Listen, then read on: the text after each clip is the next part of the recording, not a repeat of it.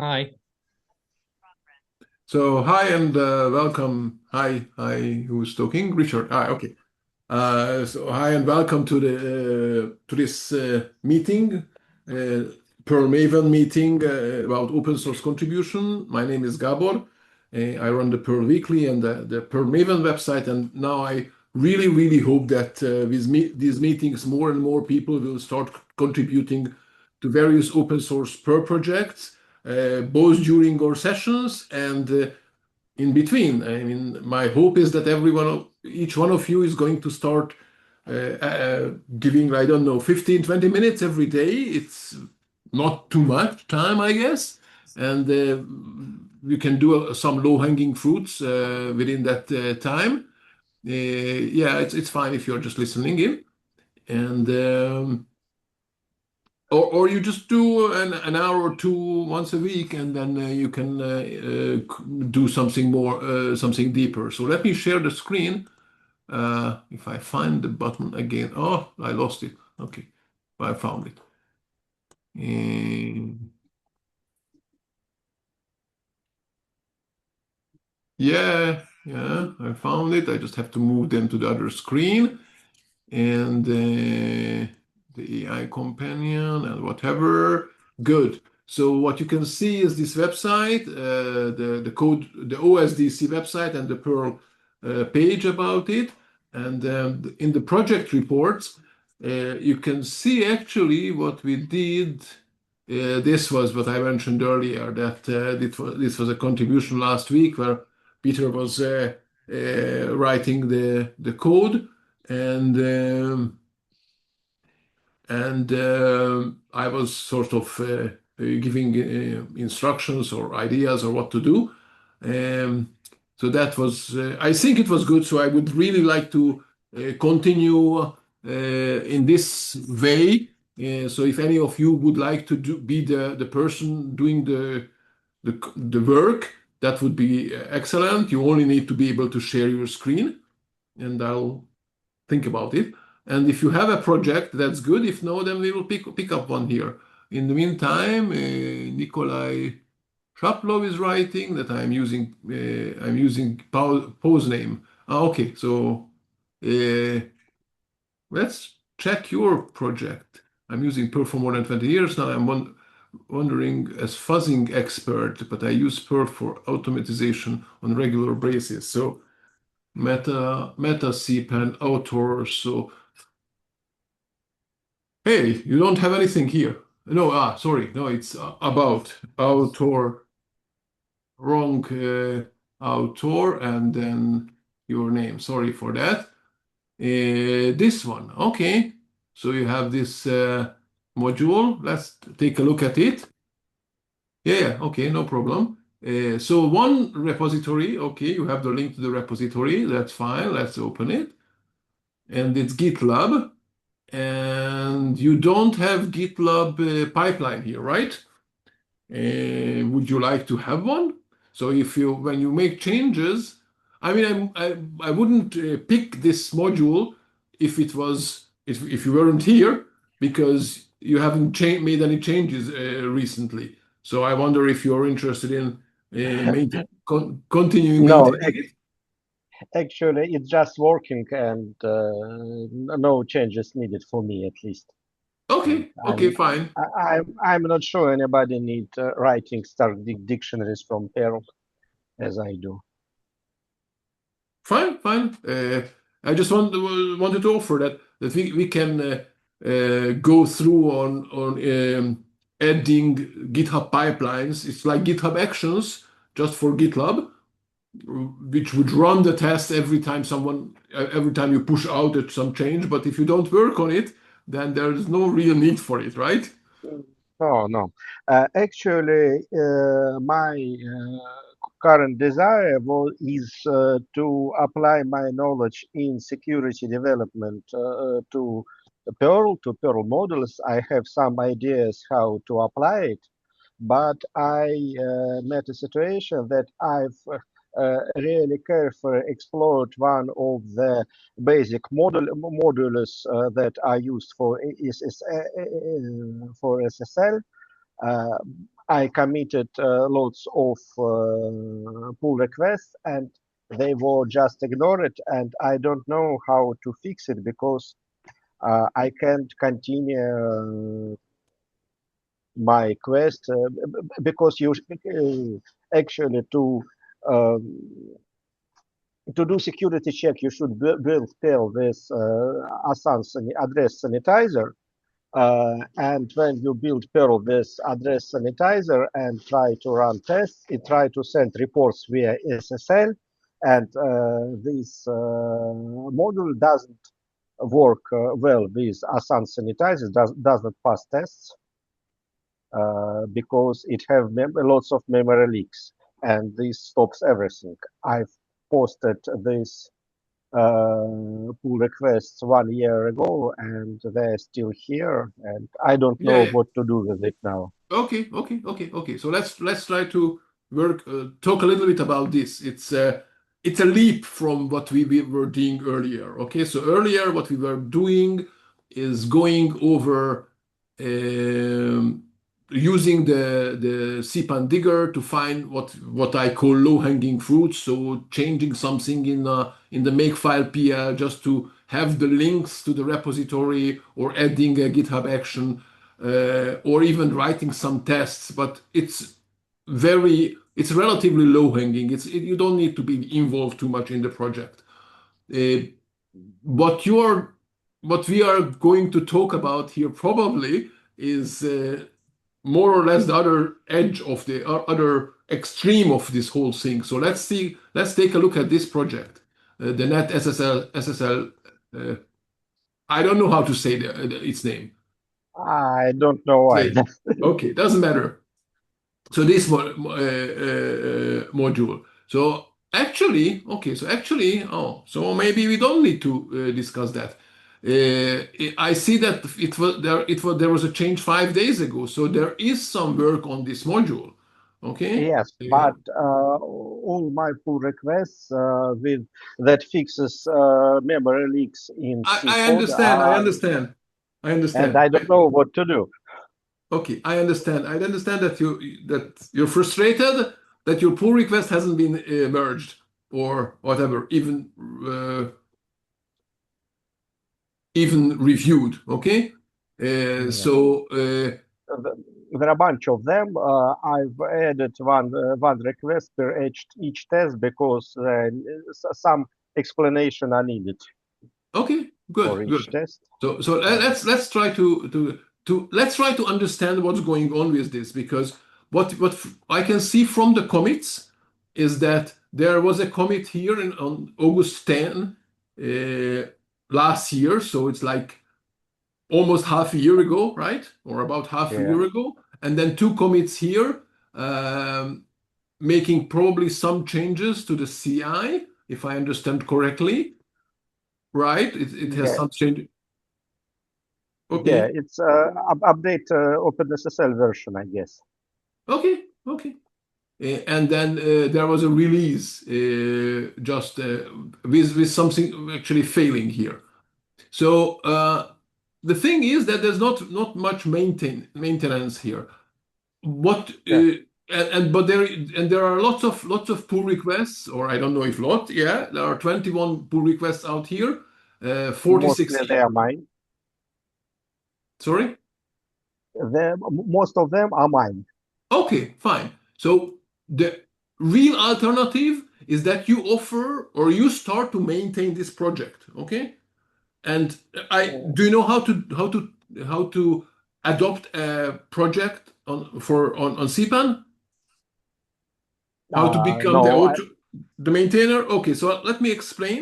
And it's a big thing, okay? But so when you upload a module, you have the first person who uploads anything on to POS, so basically to CPAN, they become the sort of the owner of those namespaces, and then you can yeah. pass on maintainership or rights to upload these things. But if you want, you can make some other people co-maintainers, and then they can also upload the modules. I don't know who is really the maintainer. I see that it's the Radiator software.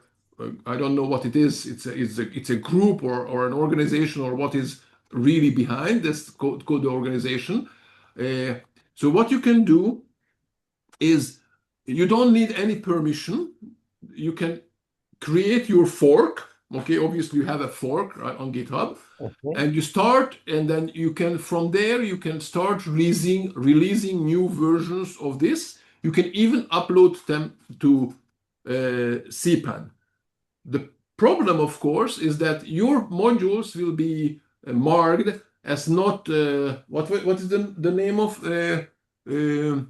Matthew, do you remember the name? Not authorized. Okay, it will be marked that it's not authorized because you are not authorized to upload. You need to get Sure. this authorization from the current rights holder. I don't know if I can.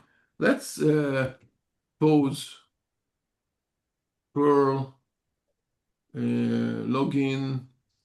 Okay, so how can I check view permissions? And I don't know if I can net SSLeay filter net SSLeay. And actually, who is the author of this? So let's go meta CPAN. Meta CPAN.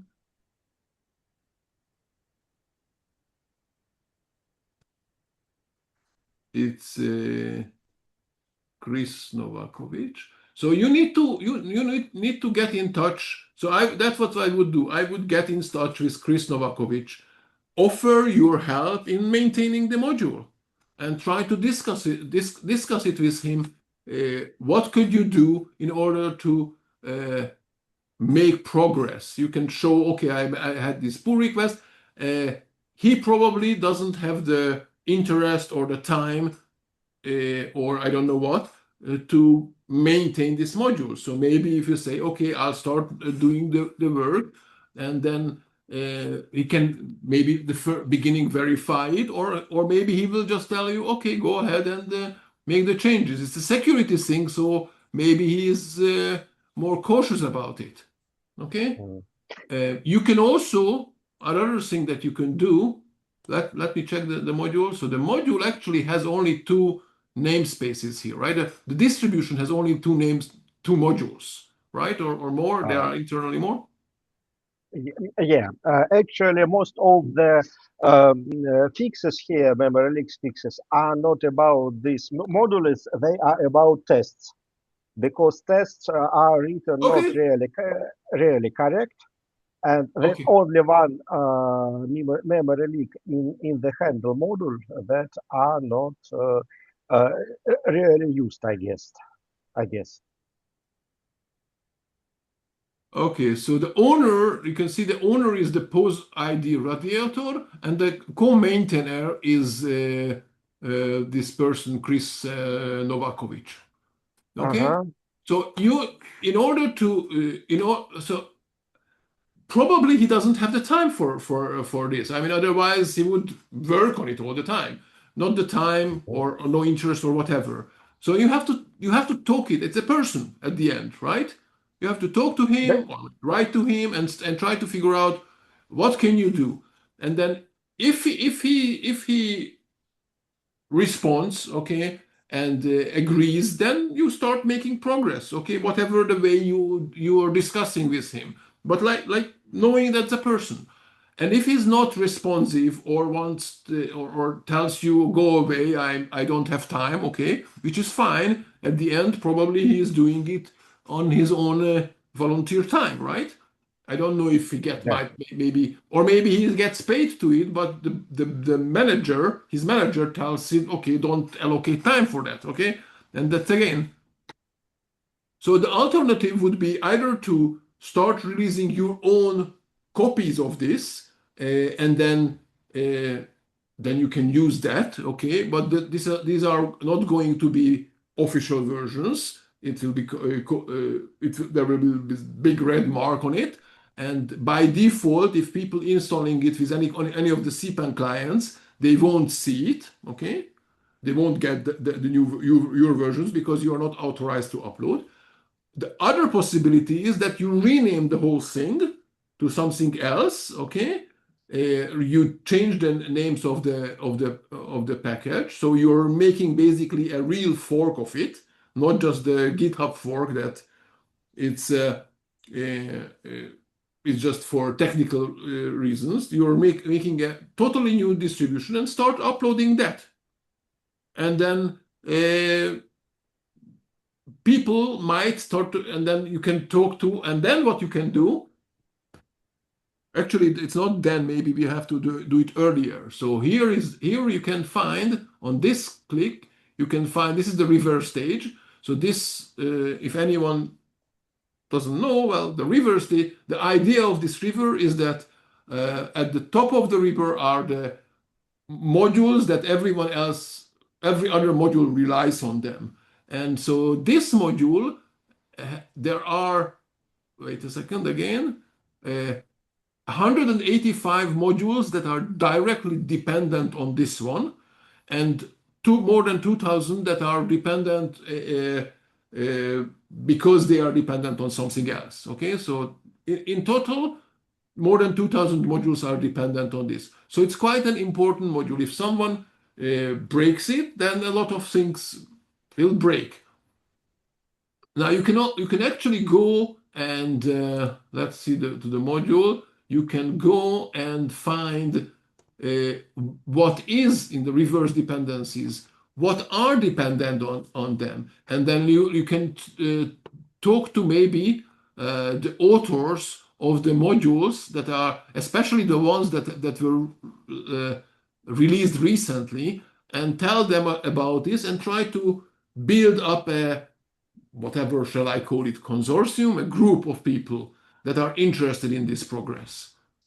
Okay, that's sort of the direction I can give you. I mean, you can't force the other person to work on this. Okay. Okay. Would it be okay if I add you to carbon copy to this email and help me with guidance? Yeah, you can do that. Okay. Okay. But put it in the CC, so not BCC, and also explain, add to the text why do you copy me, so that you discuss this with me, and I'm trying to help you or whatever in this or something. So it won't be first of all that they won't feel that it's I'm somehow a manager person or whatever. Okay, because I'm not. I'm just trying to help here. Okay.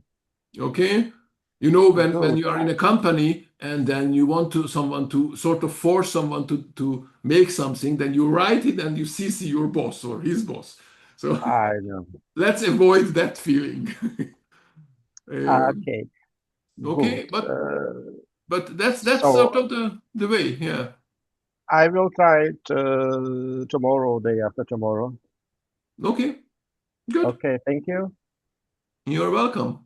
Okay. Uh, There was actually someone else. Um, uh, Yeah, one more thing that you can. Okay, so here is one more thing that you could do. You can find some of the people who might be other people who might be interested in this module, and so specifically you can go to various packages that depend on it, and talk to uh-huh. those people and ask them to review your commits, your pull requests. So then they can Ah, come, okay, and that will uh, help the maintainer see that okay, some other person looked at this and helped you okay. improve. Okay, so that can also Oh, help. Okay, okay. so Okay. And find some. If you can find someone who was also a maintainer of this or committer of this module, that's also going to be very useful. Okay, so uh-huh. try to find other people who might, yeah. Okay, good. Because actually, I have a group of people that are interested in this work in not the- in community I'm working in, and maybe I can ask them to review. Yeah, okay, sure. So it's a good idea if some people are looking at it and commenting on them or reviewing your code and whatever. Okay, good. Okay. Thank you. I will try. I found your account on CPAN, and I will add you to the carbon copy. Okay, I'm not sure if my CPAN address is going to work well, but Then maybe you will send me some message. this is my email address. And Ah, so this my username is the same as my um pose ID as well. uh-huh.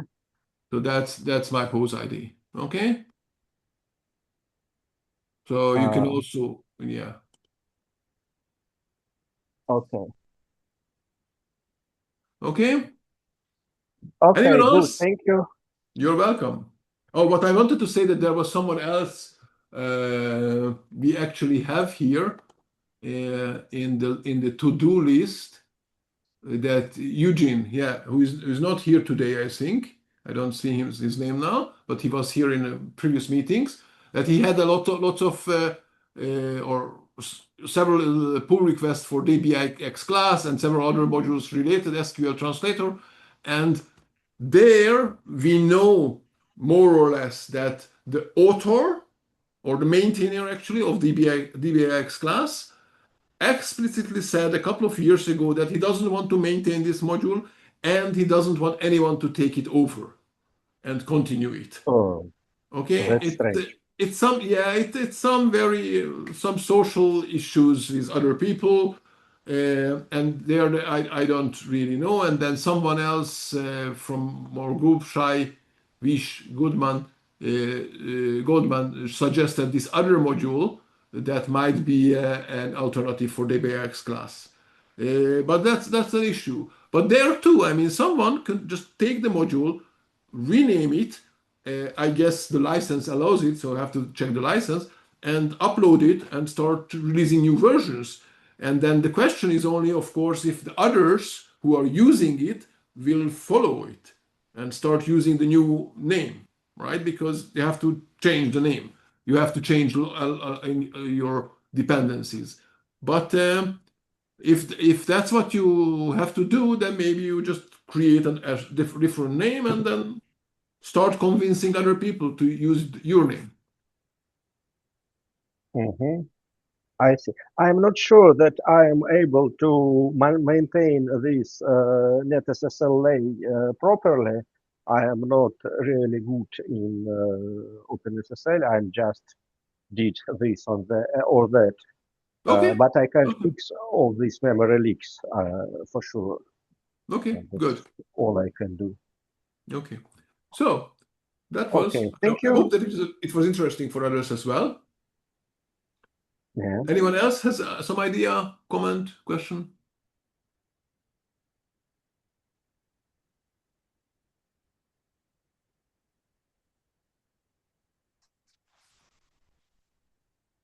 Okay. So in the meantime, let me get back to what I was trying. I think I was trying to show this, that we have in this list on this website, you have the project reports where I add all the stuff that we are doing, and I'm doing in between the meetings as well. And you can see that, for example, there were a couple of things. So you can see these emojis. These ones are waiting for someone to act, and these ones were accepted. And these are sort of to-dos that I think we can do. Actually, this is not to do anymore. I think Dave Cross already did this, so I have to update it. We can check it, but I think he already did it. Yeah. So I'll have to update this one. But let me update it before I forget. Vim docs Perl and CPAN Dashboard. And by the way, who is a CPAN author here? I know a couple of names here, but the CPAN dashboard, in case you are not familiar with, is just you can add yourself if you are a CPAN author to it, and then you get this page that shows each of your distributions and some information about them, and it can be useful to have an overview of all of your distributions. So I would recommend you to add yourself if you are a CPAN author. And the only thing you need to do, you hit the code on GitHub, and then there is the dashboard JSON file, and you need to edit it. Basically, I think that's it. Where is it? Dashboard JSON. Oh, that's you need to take this one, copy it, and then create. Is it in the SRC? No, sorry, in the authors, I guess. I should read what it says. Yeah, you need to create your own file and then fill it, and then this thing has a GitHub action that regenerate this one, runs every, I don't know, can't read cron jobs, okay, every 6 hours, if I'm not mistaken, and regenerates the whole site. Okay, you can see the actions running here. Okay, and what I wanted to do is the CPAN dashboard.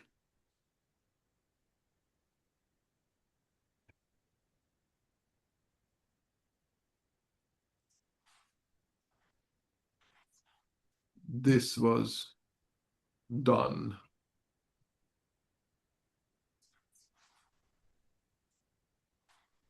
Okay, so just update this so I won't look at it. But this is, so unfortunately, not many people are using it. So there's not, you don't need a lot of work on it.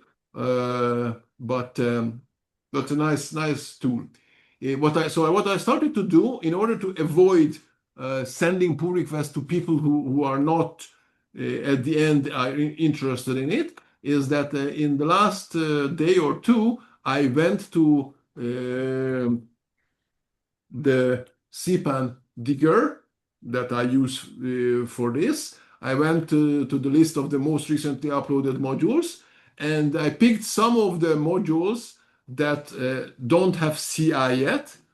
And so I went and opened an issue and asked them if they would like us to work on it. And so you can see that I think this one here I got a response that the person will copy it from. So Guido will copy it from another project of his. Markov actually implemented it, and so I put the V here, and Yannick said that he would like it. So anyone would like to work on his own project or pick up this one or find something, or shall I just do it myself? That's fine. It's fun. It's fun to do it. And then if you haven't sent a pull request, then you do.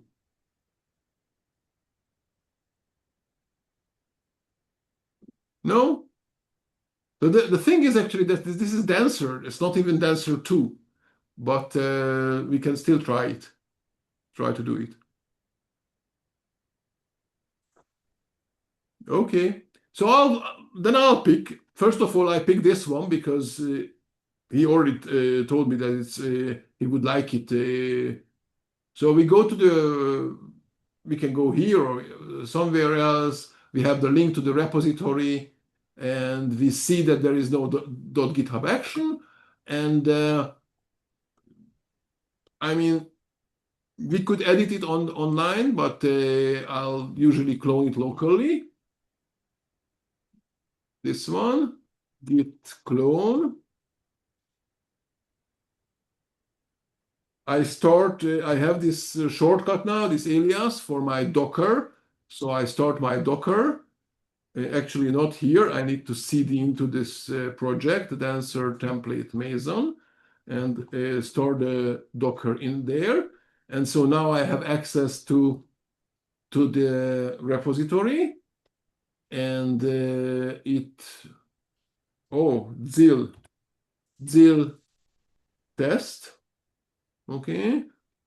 There are some missing dependencies. So let's actually see the missing dependencies, because I've been working on this module a lot to try to add the various dependencies. Okay, so fine. These more. Actually, I'll take these ones and I'm going to save them. Okay, so let me just explain what I do. There is this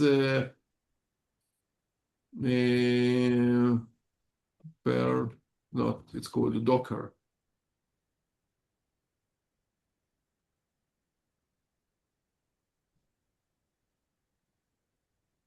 Yeah. Okay, so there is this repository, this called Docker perl-tester, which is, I'll show you, this is the GitHub Perl Docker perl-tester repository, which it doesn't have a link to it. It doesn't have a link to it. But this is the repository of the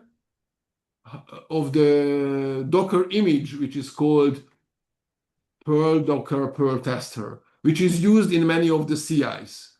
Okay, and my image that I use. Wait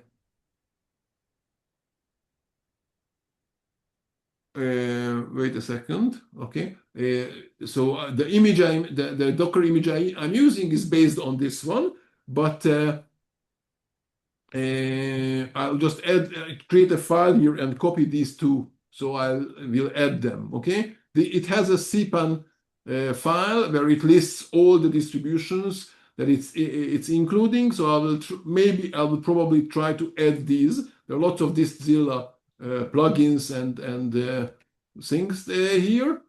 I'll try to add these as well, so it will be easier to run this test. And NATARAJ, I will follow my address sanitizer request if you do not mind, but I don't know what you mean. I didn't understand what you meant by that. Sorry. I mean, you asked if anybody can do this stuff. I would better do the stuff I have planned to do. Okay. It was reply to that your replica. Okay. So I'm just installing the dependencies now locally in this image. Yeah, so it's going to be a lot of installations now, and therefore I probably shouldn't exit the. So the reason to use that container and the reason to add these modules to that, so when you actually run the tests, you don't need to wait for all these things to be installed. Okay, so lots of things to do here. Between the meetings, I work on this and I add many of these. I see there are quite a few dzil plugins and whatnot that are needed in here.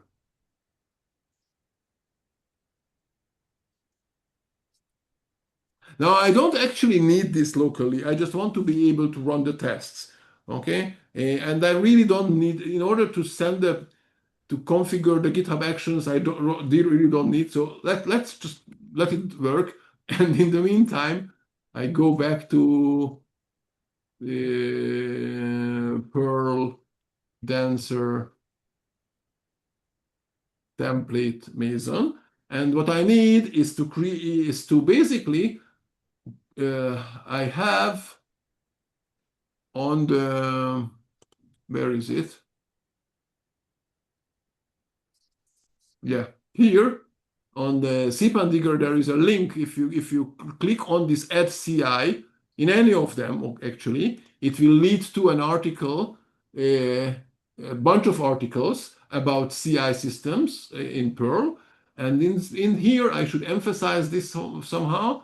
There is this article, the setup GitHub Actions, where I have various examples of GitHub Actions, depending on your distribution system. So there is this one for this Zilla, and basically this is what probably we'll need. So I'm going to copy this. That's the whole thing. And create mkdir GitHub workflows, this folder. And inside I create a file called CI.yaml. And let's go over this quickly. So it will run on push and pull request and whatnot. It's using an Ubuntu. It's using this perl-tester image. Okay, there is a matrix. So it's using the Ubuntu, but it doesn't really matter because inside it's going to use a Docker container, this perl-tester that I was talking about. This one can pick up the various versions. Let's start with 5.42 now. Then later we can add more, but it's good enough. We use the checkout, check the version of Perl, install the dependencies, install more dependencies, and run the tests. Okay, basically this is what this whole CI does. Okay, and this can be extended, whatever, but this is the basics. So I need to git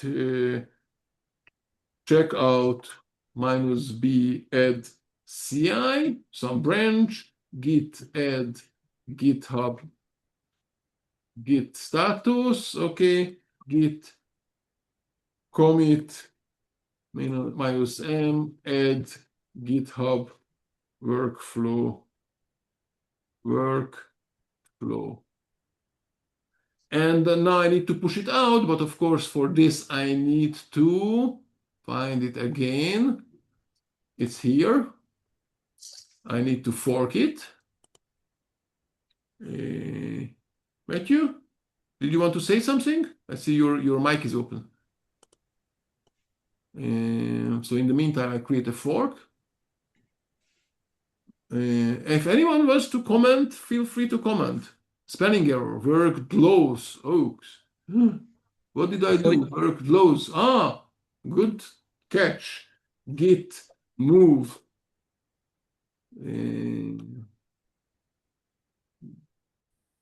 Work flows. Right? Okay, I can't. It can't do it. mkdir work flows and then move it. Git rename. Okay, we can. Okay, later push it out. Thank you for catching it. Okay, so I created a fork. Yeah, I would be very git remote add fork. Okay, I'm adding the fork as a remote and the git push -u to the fork and add CI. Okay, so hopefully if now, okay, it already notices that there is something that I could send a pull request, but I don't want that. And I'm waiting for the GitHub to even notice that there are GitHub actions, and it takes some time. And hopefully that's not that.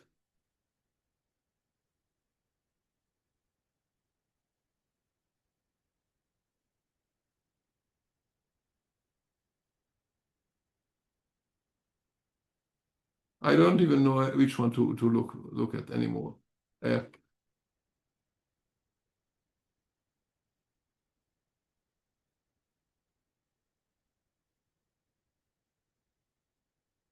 None of them has, right?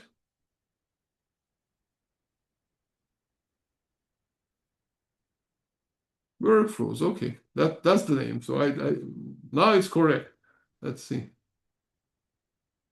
Okay, what's the problem? Oh, I don't know. But it took time. Okay, so just notice it can take time till it even notices that there is something.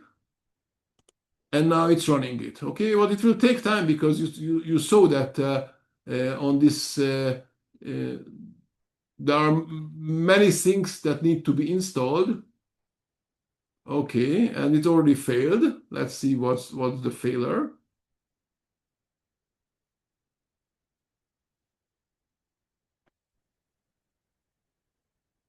Okay, dzil author depths. So the run test. Okay, that's strange.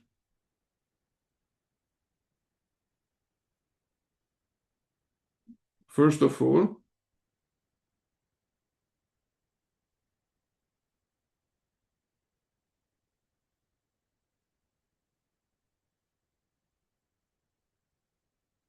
so it also wanted something like this. Author depth missing. This is the same.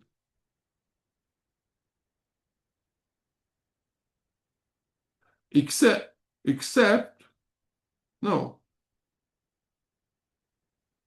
So why does it fail?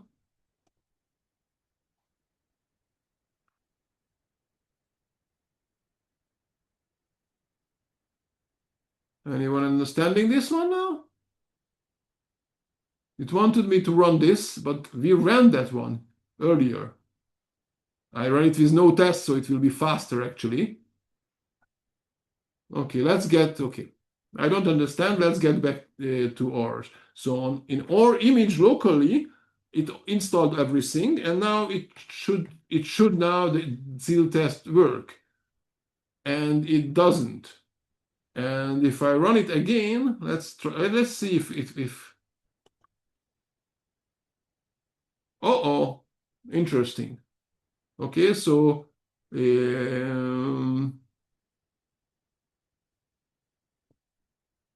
let's open an issue here. Okay, so something is required, and it tells me to run this, but it doesn't see it. Okay, so let's report this bug. It says ZIL test. I don't know what is this, but let's report it. So we go back to the project, Yannick, and I'm going to open the issue.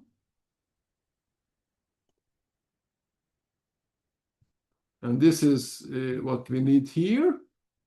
Just let me clean it up a little bit.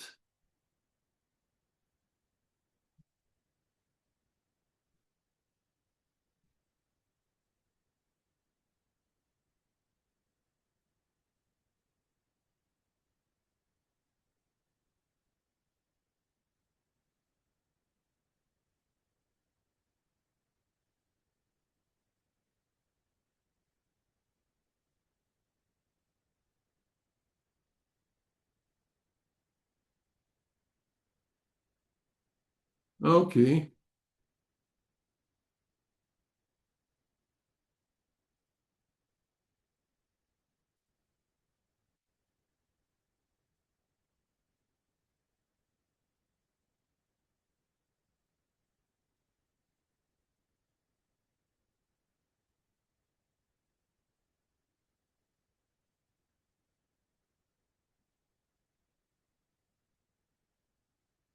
Okay.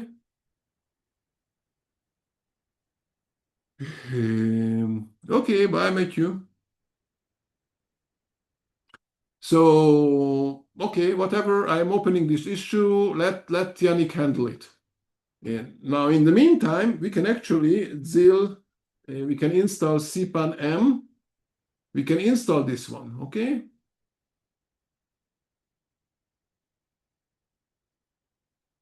And see if it helps, okay? So now I'm running dzil test, and what?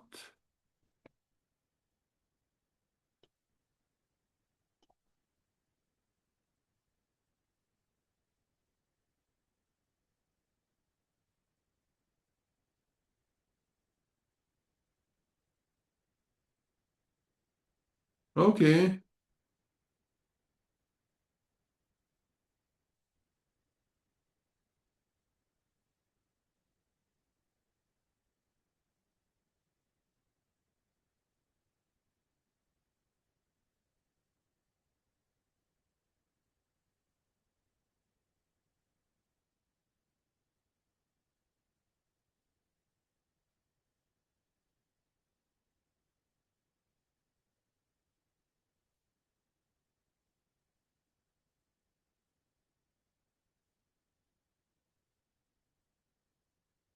Now this one, I wanted to run the tests. Oh, okay. And now the tests are running. And then I get another error. Okay.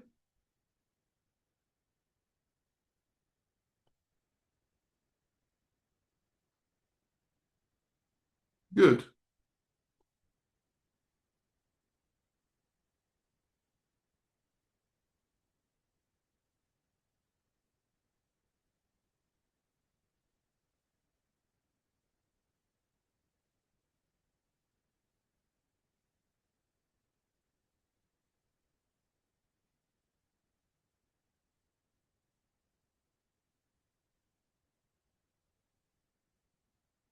Okay. So let's install that one as well.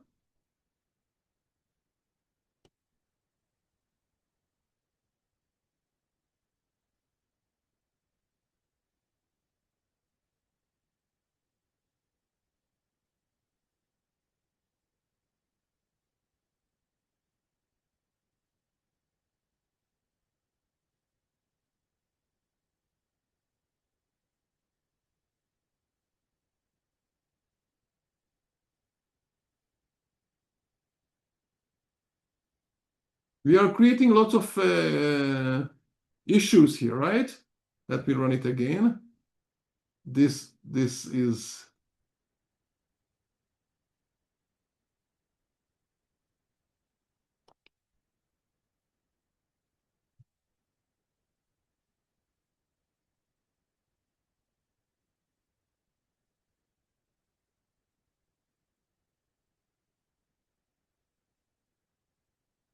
okay. So we made some let me try to understand what's the problem here. Someone tried to manage, we read from it, making could not gather stats. Fatal ambiguous argument release made the unknown revision or pass not in the working tree. Use to separate passes from revisions like. Okay. So this one has an exit code under, so it's an error. Okay, what if we run these two?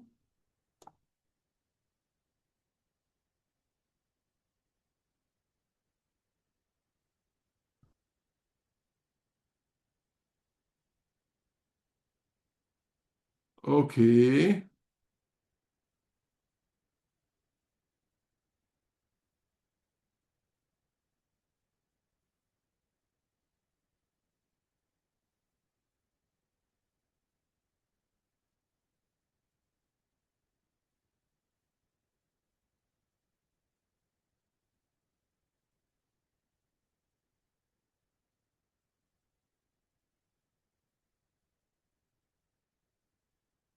where does it start?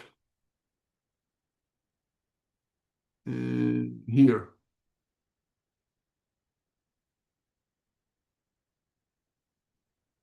Yannick will really hate me, I think.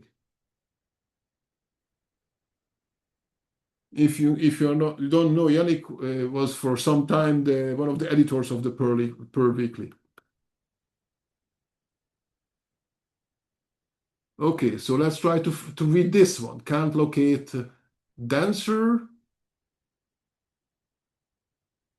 What?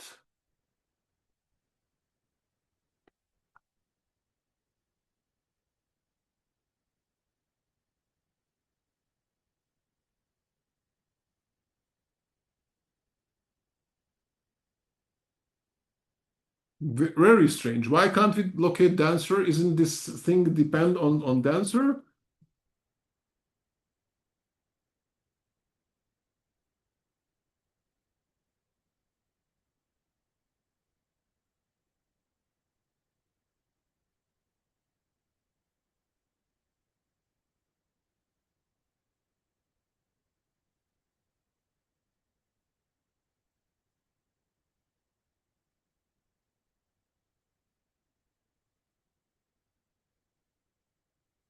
Okay, this installs even more things.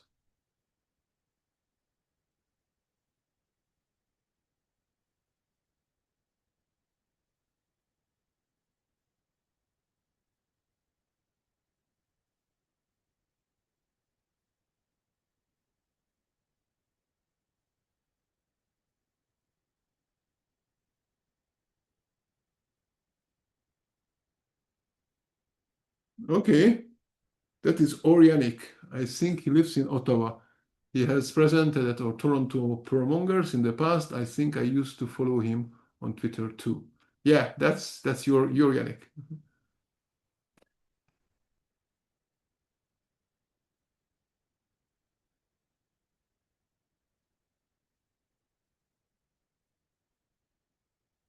This Yannick.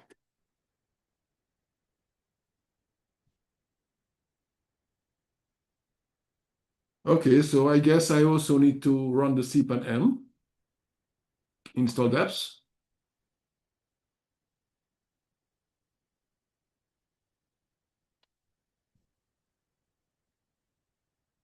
And now, where is this? Okay, let's go on. Here.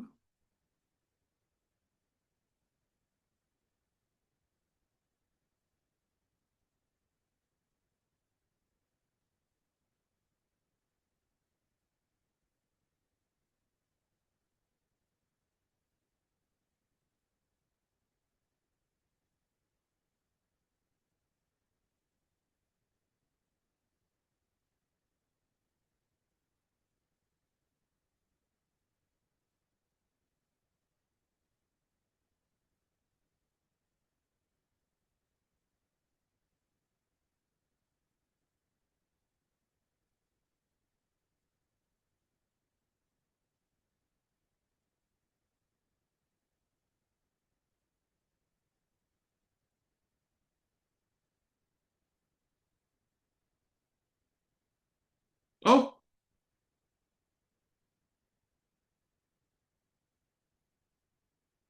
just let me see this. Yeah, this works.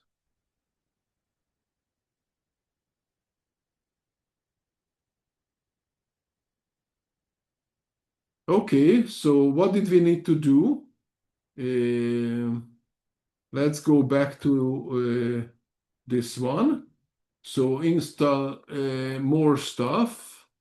I had to install this one. CPAN notest. This one. CPAN CPAN notest. The other one.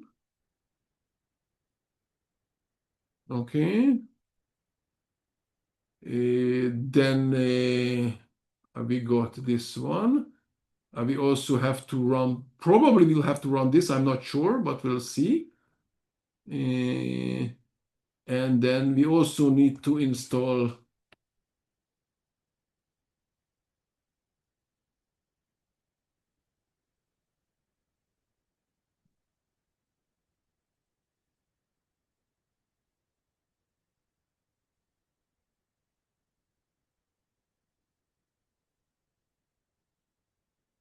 Okay, this one.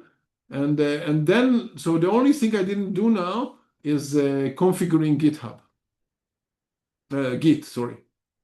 Git status, git, oh, CPAN file modified, git diff CPAN file.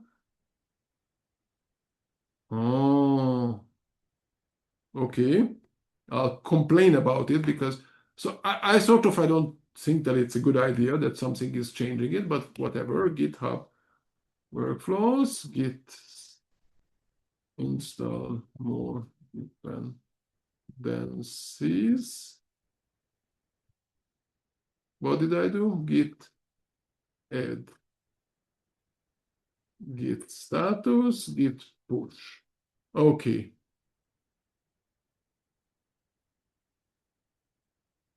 So, yeah, well, it's not always straightforward, right? I think last time we were luckier in a way. I'm not sure if this is luckier or that.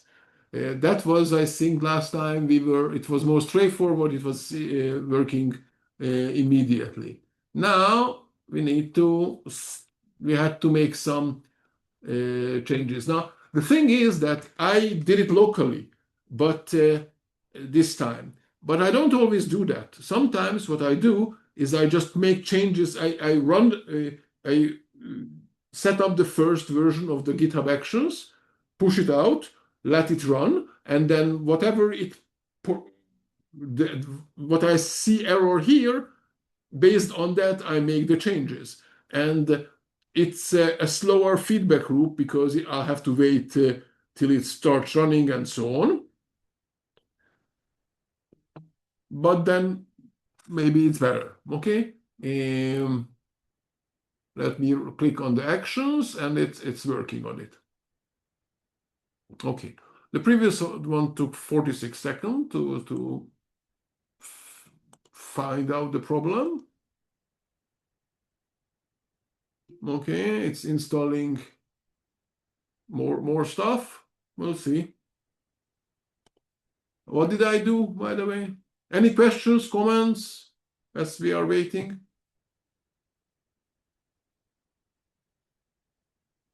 Yeah, here I didn't put notest. Okay, maybe I should put notest so to make it faster.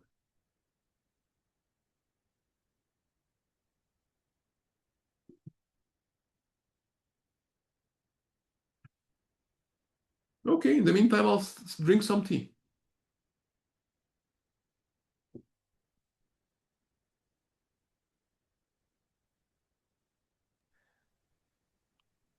Questions, comments, recommendations? Can you talk a little bit about dzil and how you installed it and what it does?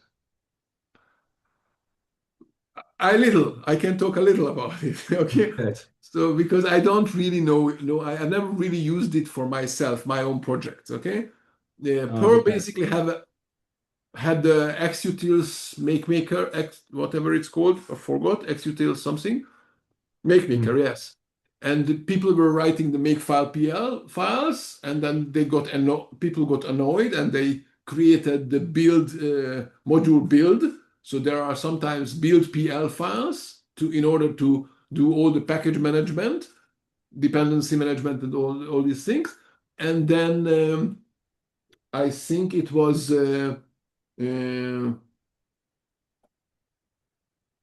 Ricardo who implemented this Zilla. I think he was the original implementer, which is trying to be a package manager, trying to automate everything and make it super convenient.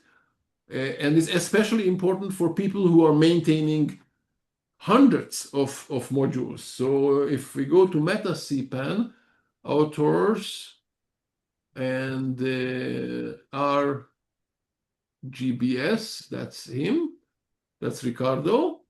He has 274 modules. So using Makefile PL needed relatively a lot of manual work when you wanted to release something. Update here, update there, whatever. And this Zilla with the tons of plugins that it has, automates everything. So maybe, for example, I think it can collect, one of the plugins will collect all the commits between the previous release and this one and put all of them in the changes file automatically. So you don't have to deal with that. You just tell it, it might update the version number automatically in all the files. So some people, if you have many modules in the same distribution, then you need to update in each one of them there is a version file. There's a version of file, version number. And then when you're releasing, you want to update all of them usually to make sure that even if you didn't change the file, but who remembers which file was changed, right? So, and then maybe you have so all these things, all the stuff that you need to do in order to package and release a new version of your module. Okay? Yeah. All right. Thanks. That's Dist Zilla. Yeah. Dist Zilla, and dzil and it's just the Perl module. Okay, so it's nothing. And then there are lots of these plugins, and many people created their own, like this one, their own bundle. This is the bundle of Ricardo himself, but also Yannick has a bundle where they include a list of all the modules that they need, all the Dist Zilla related modules that they need in order to manage their thing. So they don't need to then add all of their dependencies into to all of the modules, just this bundle.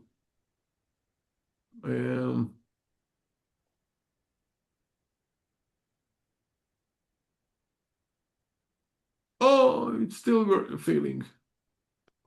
Is it only the Git thing?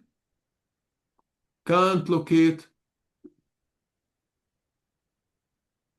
We saw this.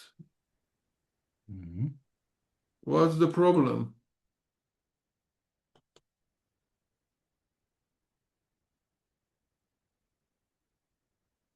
Oh, I had to install, I forgot this one, to install this one. So I need to install as well.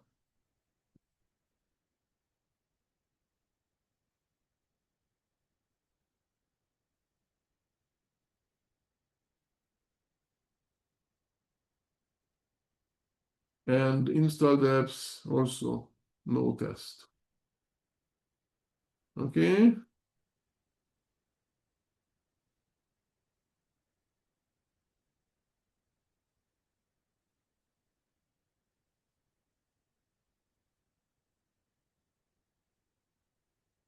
How long did it take?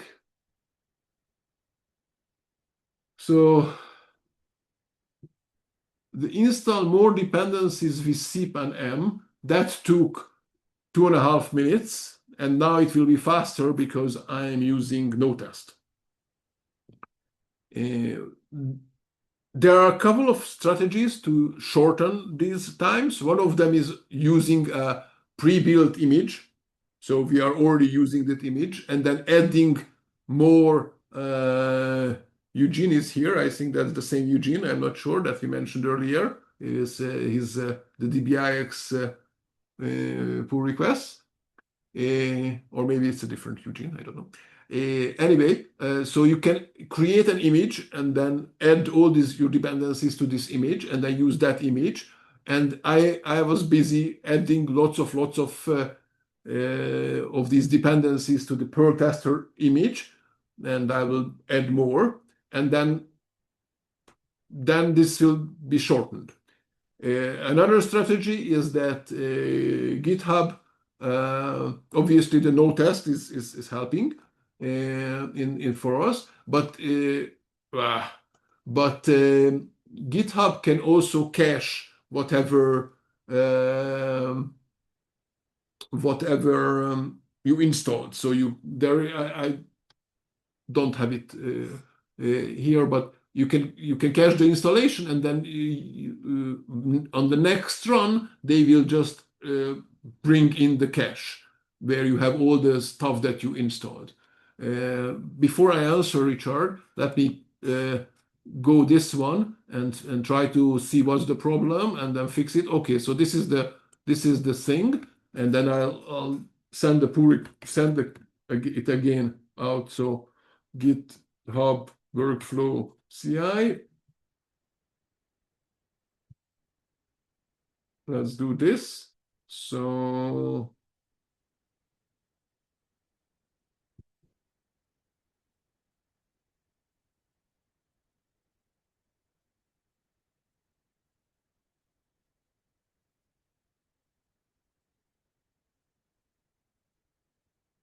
okay.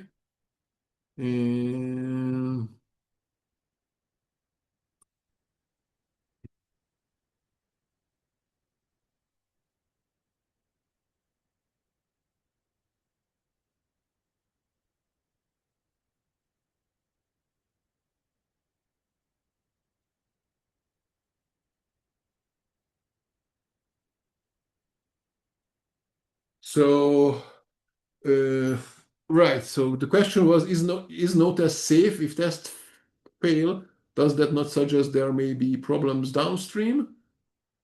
Well, that's upstream, right? Because I think the wording is upstream for, I think, because those are we depend on that. So this module depends on, yes. Notest is useful to ignore tests in the same environment. E.g., you already tested it before. That's also, okay.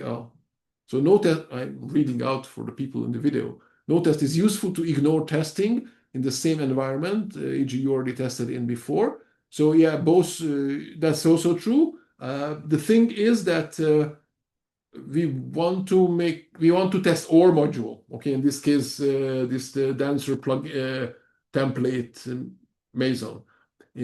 So ideally, we would run all the tests or upstream, all our dependencies, so to make sure that we are relying on tested ones. But if our tests pass, then I think it doesn't matter much, even if theirs don't. Because our test supposed to verify our module. Yeah, green. And if our tests fail because one of the dependencies is broken and maybe its test would have failed, then it's sort of a problem that we don't know who is to blame.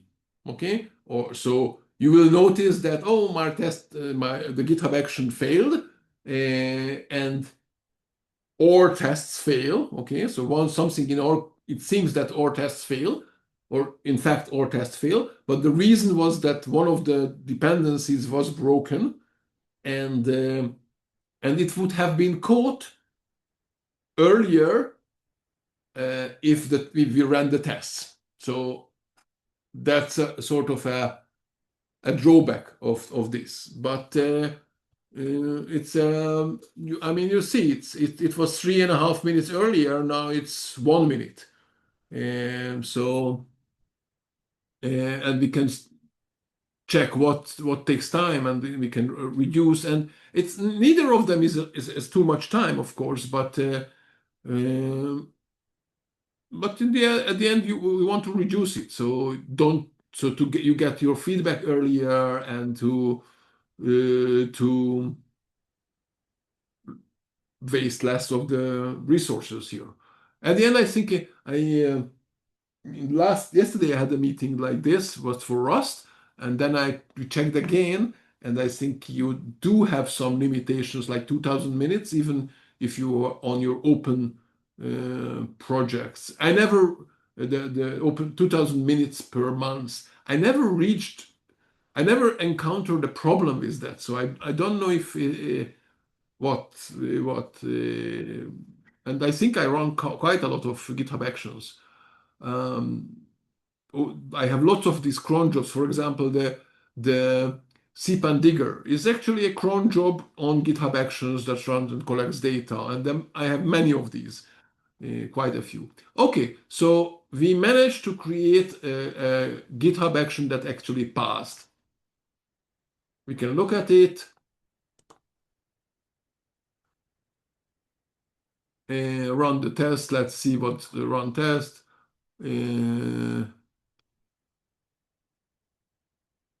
It looks sort of okay, right?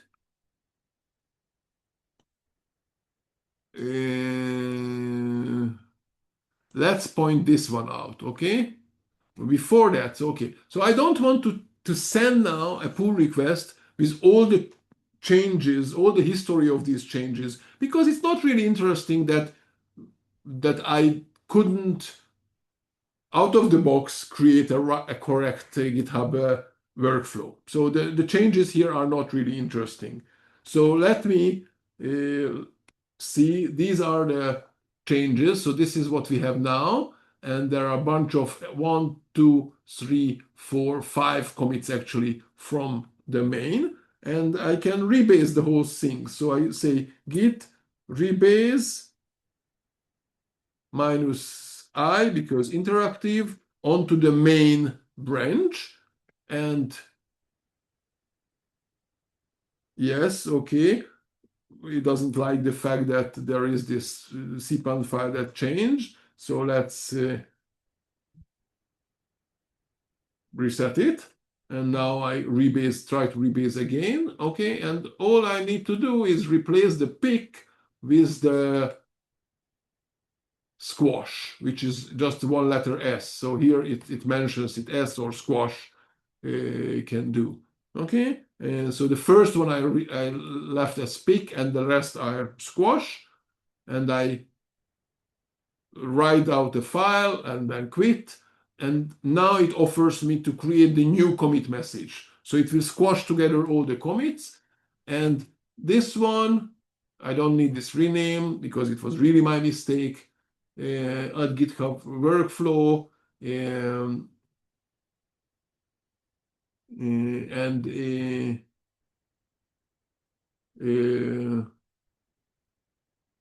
we had to add several dependencies.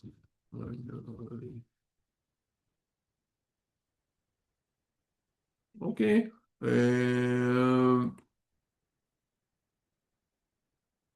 That's okay. Okay, so now if I check it, git log. Yeah, okay, sorry, I suddenly didn't understand. There is only one commit since the main branch. Okay, this one, which includes all the changes that I made, and now I can push it out. Of course, I can't push it out because outside on GitHub there are all the changes I already pushed, so I need to use the force. And I force push out to my own repository. Okay, goodbye, Mark. So I forced pushed, and now I can go back to the actions because now it's running the actions, and we can wait to make sure that those actions finish. But in the pull request, I would want to include that error. A couple of notes I want to include. First of all, that link to that issue that we have here. So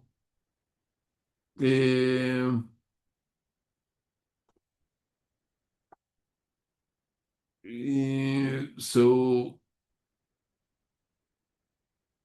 it will be related. I mean, want to mention that we had to do a couple of things manually that probably not ideal, but Yannick will have to decide or ask me if he doesn't want to decide himself, but he has to decide what to do with them, if he includes them into somehow in this Zilla, if they should, it should know about it, or how should this behave. And then and mention this error that we saw. But basically, the GitHub action works. Questions, comments while we are waiting for this one to finish? Oh, it's finished. 57 seconds.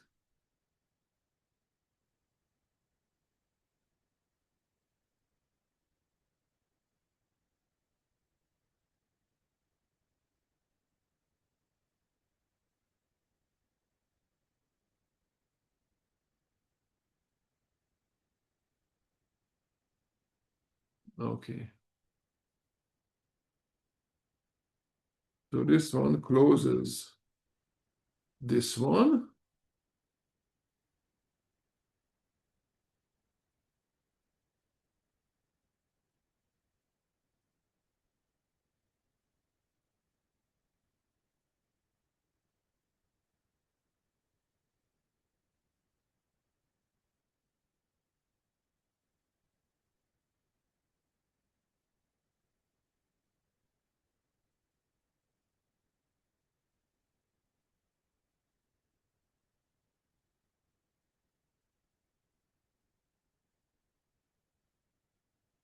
Let me get to that one.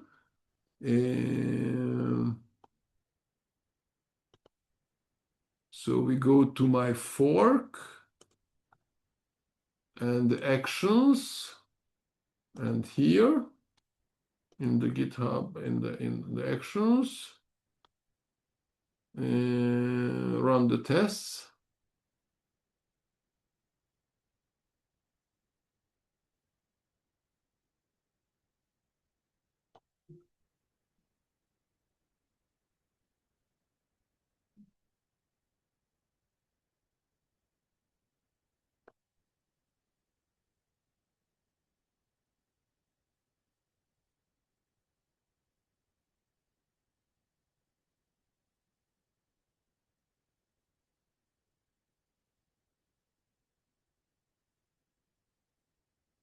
Okay.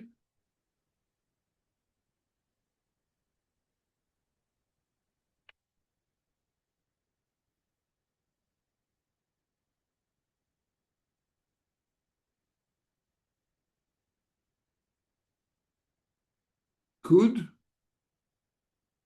Yeah. The C is missing it there. Okay. So, okay, thanks. Mm,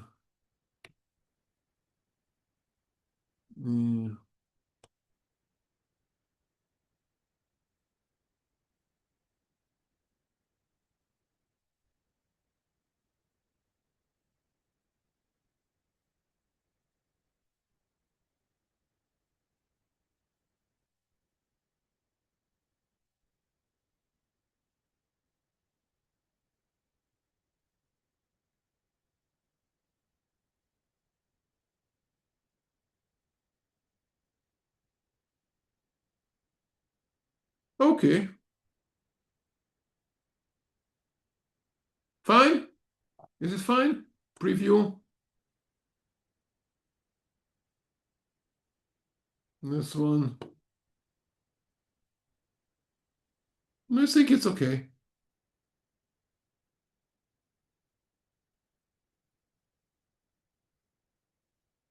Okay, so I officially got quite, well, too late. Actually, I can actually change it. Grammar issue. Okay, go ahead. Let me know. We can fix the grammar. At least in the pull request. Not so much in the, well, even in the commit. Like we can change it. Last sentence. You have an extra U after satisfied. Oh.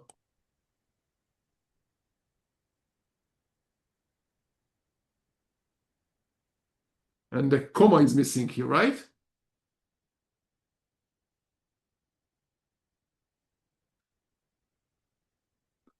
Or not? I don't think that matters. Okay. Yeah. Okay, thanks. So I'll change that at least.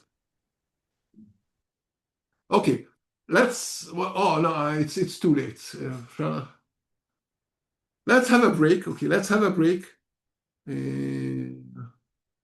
And if you would like, okay, let's start with this. We are starting to have a break, and then we can discuss in the break a little bit if you would like to continue today with some more stuff or call it a day, because it was much longer than earlier. We usually had a break after an hour, and now it's an hour and 20 minutes already.